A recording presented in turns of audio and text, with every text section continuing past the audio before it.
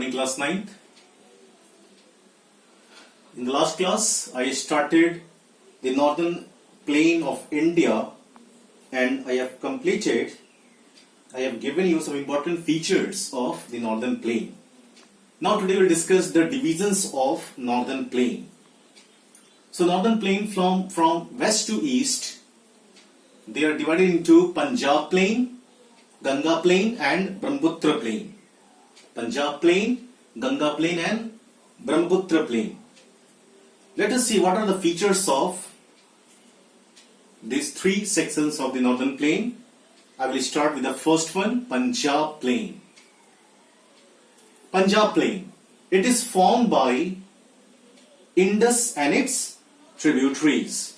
Which are those five tributaries? Jhelum, Chenab, Ravi, Beas and Satluj. This plain is made up of Doab. Doab means land between two rivers. Okay, Do in Hindi means two and Ab means water. Okay, so land between the two rivers. For example, the Jhenj Doab, Bari Doab and Bist Doab. Now each of the tracts of a land lying between the confluent rivers of Punjab region of Pakistan and India has a distinct name, said to have been coined by Raja Todermal, a minister of Mughal Emperor Akbar. Okay, like for example, Jhenj Doab, the first one, J-E-C-H.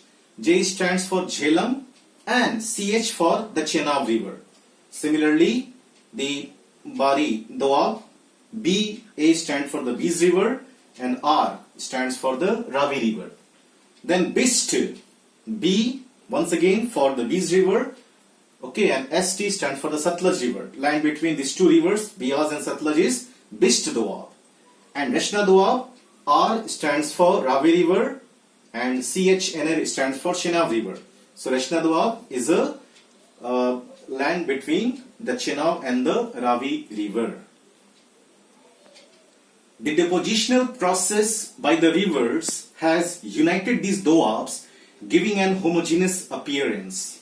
Punjab means the land of five water, okay, and which are these five rivers? The Jhelum, Chenab, Ravi, Beas and Satluj. They made the plain of Punjab. The total area of this plain is about 1.7 lakh square kilometer and the average elevation of the plain is about 250 meter above mean sea level. So area 1.75 lakh square kilometer, elevation 250 meter above mean sea level. The eastern boundary of Punjab Haryana plain is marked by subsurface Delhi Aravalli range. Okay. Now the area between the Ghaggar and the Yamuna river lies in Haryana and often termed as Haryana Tract. This acts as a water divide between the Yamuna and the Satluj river, and the only river between Yamuna and Satluj is the Ghaggar. Ghaggar is the ancient Saraswati river. Okay.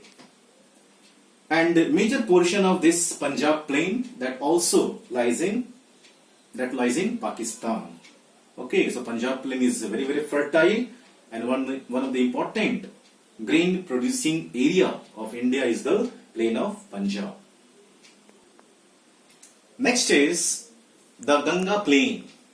It is the largest unit of the Great Plain of India, stretching from Delhi to Kolkata. Okay, about 3.75 lakh square kilometer. Now this plain is formed by river Ganga and its tributaries. Tributaries from the left side and from the right side. The left bank tributaries, they emerge from the Himalayan, they are Himalayan tributaries, and the right bank tributaries of Ganga, they emerge from the Plateau region. Okay. Now this plain extends between the ancient Saraswati river, now it's Ghaggar river, and Tista. This is river of Sikkim, Tista. Okay. Extends between these two rivers. So therefore it spreads in which states of India? In Haryana, Delhi, UP, Bihar, partly Jharkhand, West Bengal. Okay. So these are the states which are covered by the Ganga plain, Ganga and its tributary. Next feature is the Ganga, along with its large number of tributaries originating in Himalayan. Himalayan have brought large quantities of alluvium from the mountains and deposited it here to build this extensive plain. Not only this, but the peninsular rivers such as Chambal, Betwa, Ken, Som, etc., they also have contributed to the formation of this plain too. Now, talking about the slope of this plain, it is towards the east and southeast. That is the slope. Almost all the rivers keep on shifting their courses, making this area prone to frequent floods. Every year these rivers, they causes flood in this area. The Kosi river, is very notorious in this respect, and it has long been called as the sorrow of Bihar. There are rivers which carry lots of sediments and they involve in the making of oxbow lakes that we studied previously also. So that can be seen in Ganga plain too. Brahmaputra plain is the next one. Now this Brahmaputra plain is formed by river Brahmaputra and its tributaries like Shankos, Tista, Dihang. This is also known as Brahmaputra Valley or Assam Valley or Assam Plain. Why? As most of the Brahmaputra Valley is situated in Assam. Now its western boundary is formed by Indo-Bangladesh border as well as the boundary of Lower Ganga Plain. Its eastern boundary is formed by Purvanchal Hills. That I already taught you about the Purvanchal Hill. The innumerable tributaries of Brahmaputra river coming from the north form a number of alluvial fans. Now alluvial fans are what? These rivers, they come with lots of alluvium, and when they come down to the slope, they deposit at the foothills. Shapes like a fan, they flow in a different direction due to heavy load. Therefore, these are called alluvial fans. Form a number of alluvial fan. Consequently, the tributaries branch out in many channels, giving birth to river meandering, and leading to formation of an oxbow lake as well.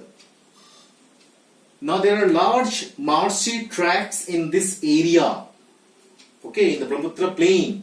The alluvial fans formed by the coarse alluvial debris have led to the formation of Tarai or semi-Tarai condition. So Tarai, we have a section of Tarai also in the next segment. So these are the different sections of the northern plain of India. What are those? The first one was the plain of Punjab plain, Ganga plain and Brahmaputra plain from west to east. Now this northern plain of India, according to the variation in the relief feature and its slope, it is also divided into different type. So let us discuss what are the divisions of northern plain according to the variation in the relief features. So right from the foothills of Himalaya till the end, there are 4 parallel belts: the Bhabar, the Tarai, the Khadar, the Bangar, then the Khadar. Bhabar, Tarai, Bangar, and then the Khadar belt. Let us see what are the features of the Bhabar belt.